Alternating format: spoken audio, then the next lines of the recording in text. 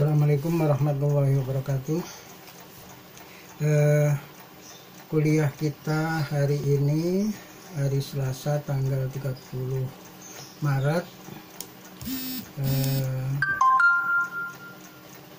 Ini akan kita isi dengan pembahasan.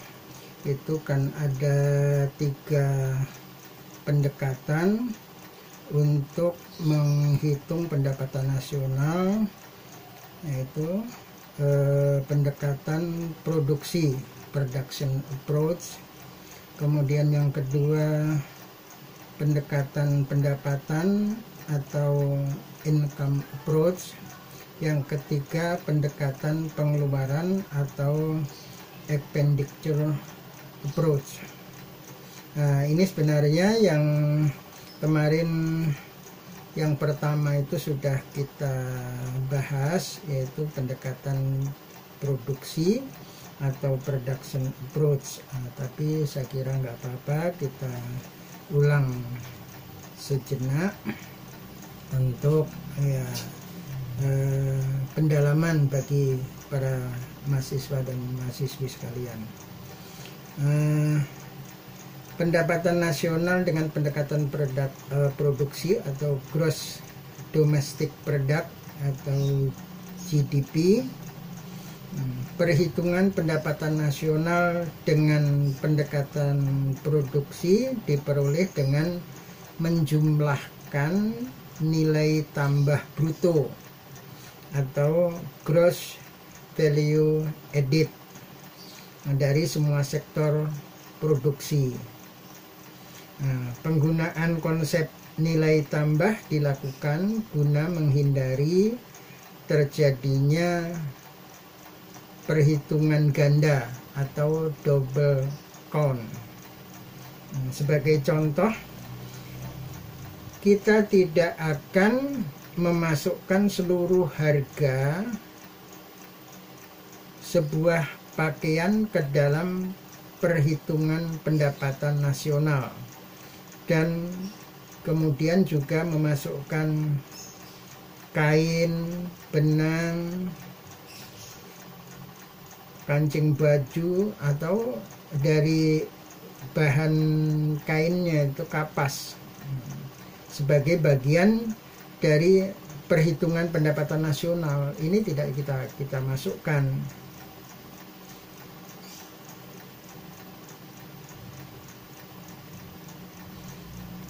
Komponen-komponen pakaian seperti kain, benang, kancing baju, ataupun kapas ini merupakan barang antara atau intermediary good yang tidak dimasukkan dalam komponen penghitungan pendapatan nasional.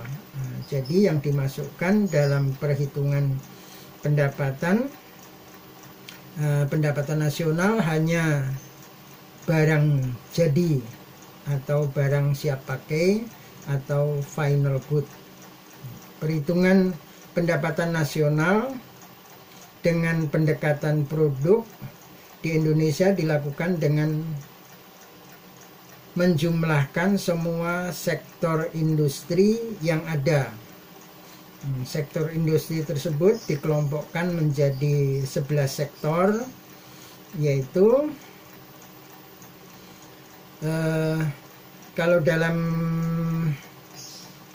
hal ini 11 sektor tersebut itu atas dasar ISIC atau International Standard Industrial Classification, yang meliputi 1. sektor produksi pertanian, 2. sektor produksi pertambangan dan penggalian, yang ketiga sektor industri manufaktur, kemudian yang keempat sektor produksi listrik, gas dan air minum, yang kelima sektor produksi bangunan, yang keenam sektor perdagangan, hotel dan restoran.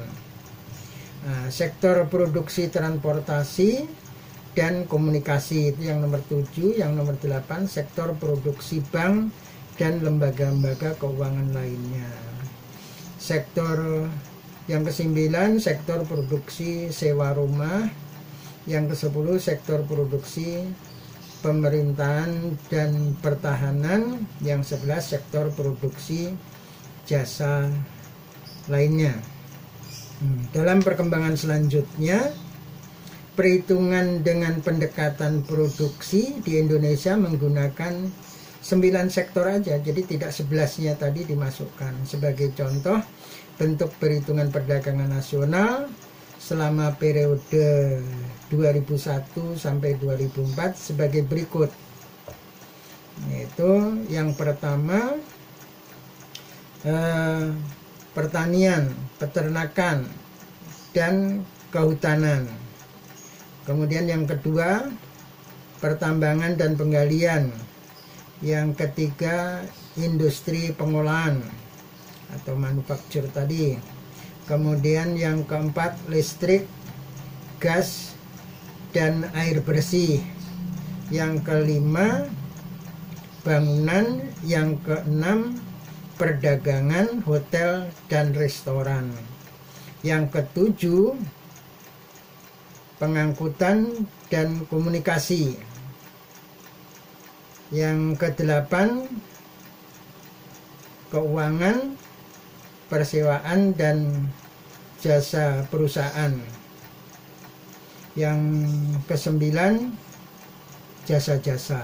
Nah, itu yang dipakai dalam penghitungan PDB oleh di negara kita.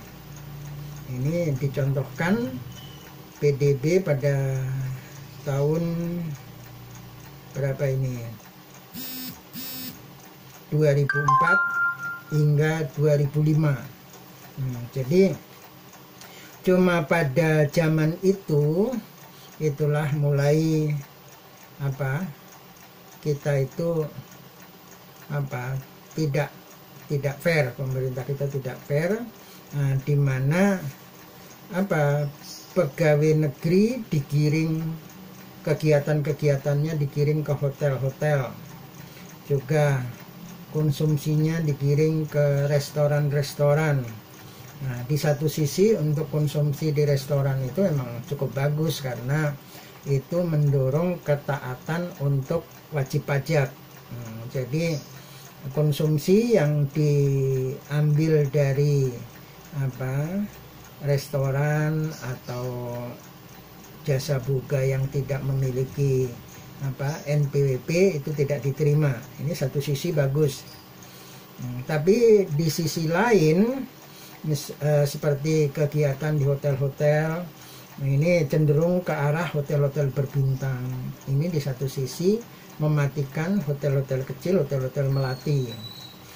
Jadi ini bukan cuma kegiatan-kegiatan rapat-rapat, tetapi juga pegawai negeri yang bertugas keluar daerah ini juga harus menginap di hotel-hotel berbintang. Jika orang tersebut nginap di hotel melati, ini dia harus mengembalikan uang hotelnya. Kemudian transportasinya juga harus menggunakan pesawat. Jika menggunakan kereta, ini juga harus mengembalikan biaya transportasinya. Nah, ini juga di satu sisi juga ini ada semacam manipulasi terhadap penghitungan ini tadi, penghitungan GDP tadi. Karena seperti pendapatan hotel dan restoran itu akan jadi naik. Lah kalau pendapatan hotel dan restoran itu naik karena banyak datang wisata asing atau wisata domestik, itu nggak masalah. Nah, ini berarti usaha perhotelan tadi memang naik dengan sendirinya. Nah, tapi ini ada upaya sebenarnya usaha perhotelan dan restoran ini kurang bisa berkembang. Nah, sehingga akhirnya kegiatan instansi-instansi pemerintah didorong supaya masuk ke sana gitu. Nah ini tentu di satu sisi bisa mendorong tadi GDP naik, terus kemudian ekonomi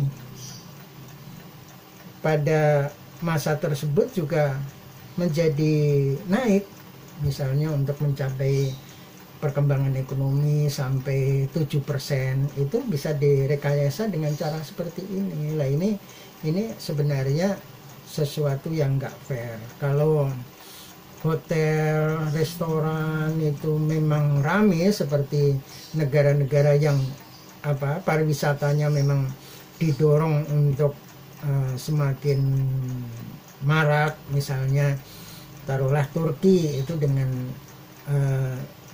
cara yang bagi saya cukup menarik, misalnya penerbangan menggunakan pesawat Turki ini, meskipun misalnya sebenarnya tidak melewati Turki, belum sampai ke Turki, tapi sengaja penumpang itu dibawa ke Turki untuk melakukan pariwisata di Turki, untuk melakukan pariwisata di Turki, sehingga ini mereka akan membeli semacam souvenir atau pakaian dan lain sebagainya, meskipun nginep di hotelnya dan kebutuhan makan dan minum ini ditanggung oleh pihak penerbangan. Tapi mereka setelah ada di Turki ini kan mereka melakukan belanja di luar apa yang sudah ditanggung oleh penerbangan Turki tadi.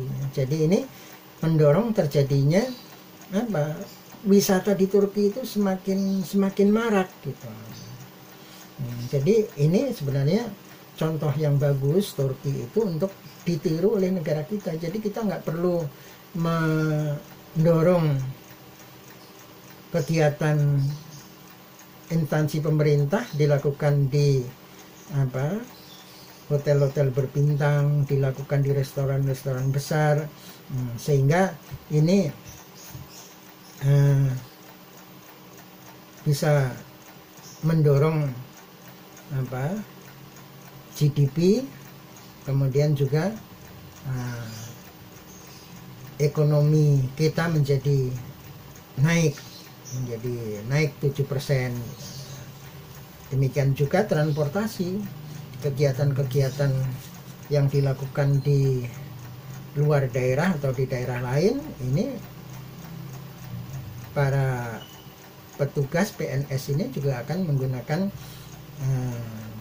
penerbangan Garuda misalnya. Ini juga untuk itu mendorong ini tadi. Nah, padahal sebenarnya ya mereka bisa menggunakan kereta atau bis, tapi mereka sengaja didorong untuk menggunakan transportasi milik pemerintah. Ini untuk mendorong itu tadi supaya pendapatan nasional kita itu naik. Jadi ini di contoh yang di materi yang sudah saya kirim ke Anda ini bisa dilihat bagaimana tabel tersebut, yaitu hotel dan restoran mencapai 99,2, kemudian pengangkutan 37,5. Ini sebenarnya itu tadi upaya manipulasi untuk mendorong GDP supaya GDP kelihatan besar, dan kemudian ekonomi juga kelihatan berkembang, naik. Barangkali untuk materi yang pendekatan produksi ini kita cukupkan sampai di sini, dan selanjutnya akan kita sambung dengan pendekatan yang kedua. Sampai di sini dulu. Assalamualaikum warahmatullahi wabarakatuh.